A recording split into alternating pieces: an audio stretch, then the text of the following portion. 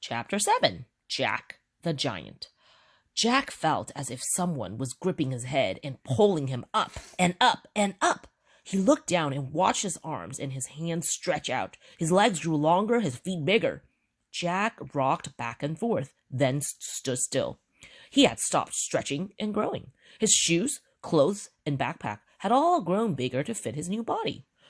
Jack! Annie's voice sounded distant.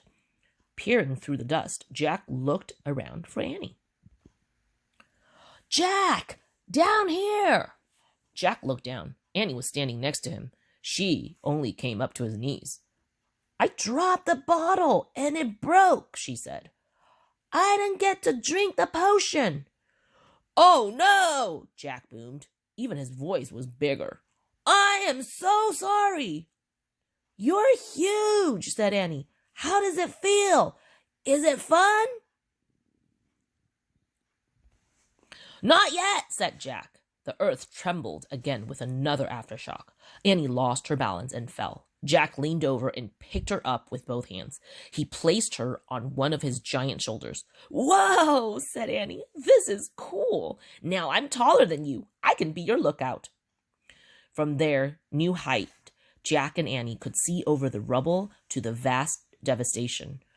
Trees down in the valley had been uprooted. The river was wild and raging. The mountain tops were shrouded in dark clouds. It's starting to rain again, said Annie. That's the least of our problems, said Jack. I just hope the earthquake didn't destroy the Panda Center. I know. Let's hurry. We only have an hour, said Annie. Annie held on to Jack's head, and Jack held on to Annie's legs. He lifted one giant foot and stepped over the boulder that had crushed their bikes, picking his way through the rubble. He headed back to the Panda Center. He stepped over fallen debris, power lines, and deep cracks in the road. His enormous sneakers crushed twigs and brush.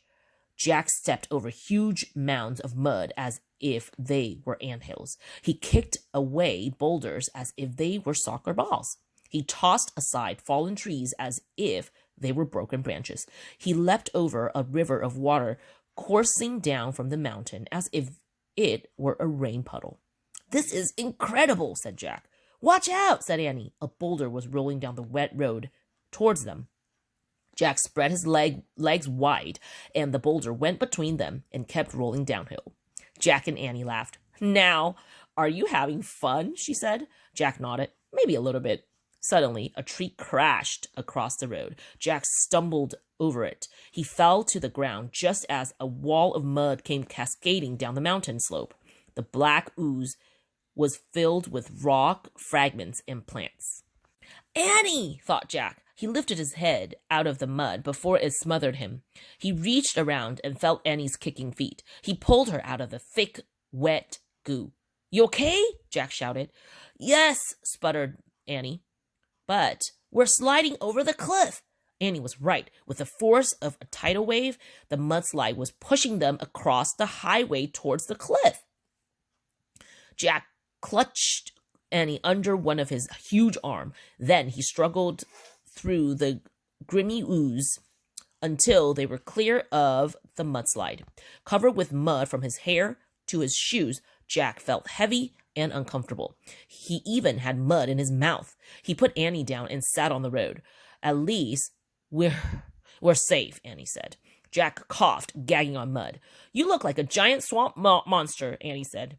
Jack couldn't talk. As the rain fell harder, he threw back his head and let rainwater wash his face and fill his mouth.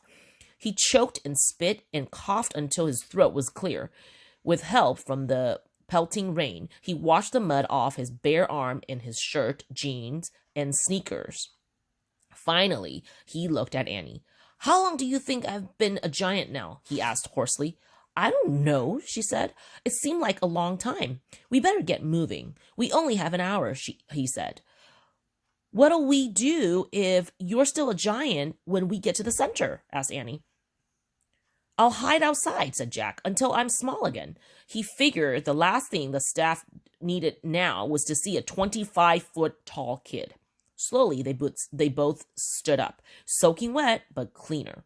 Jack lifted Annie back on his shoulder. He began striding uphill again, sloshing through mud puddles and stepping over crushed rocks. Jack walked through the falling rain, never stopping. But by the time they reached the Panda Center, he was so tired he could barely take another step. With Annie on his shoulder, Jack stood on the bank of the river, and they stared across at the damaged route by the earthquake. The parking lot was filled with mud. The center sign had been knocked down. Portions of the bridge had collapsed into the river, and fallen brush and debris were piled up on the other side of the entrance gate. The slopes that surrounded the center were now gray and bare. Landslides had stripped them of foliage. If it's this bad outside the center, said Jack, I wonder how bad it is inside. How do we even get inside, said Annie, staring down at the raging river. Don't worry, said Jack. I'm pretty sure I'm tall enough to wade across. He took a deep breath, then stepped into the river. The cold water swirled around his waist. The current nearly knocked him over. Slowly and carefully, he stepped around a huge rock that had rolled into the river. Suddenly, Jack felt his body start to quake. Another aftershock, he thought. He paused, but his body kept shaking.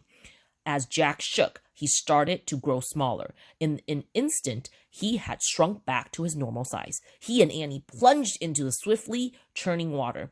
Jack grabbed the branch of a fallen tree. Clinging to the branch, he looked around frantically for Annie. She was holding on to a log.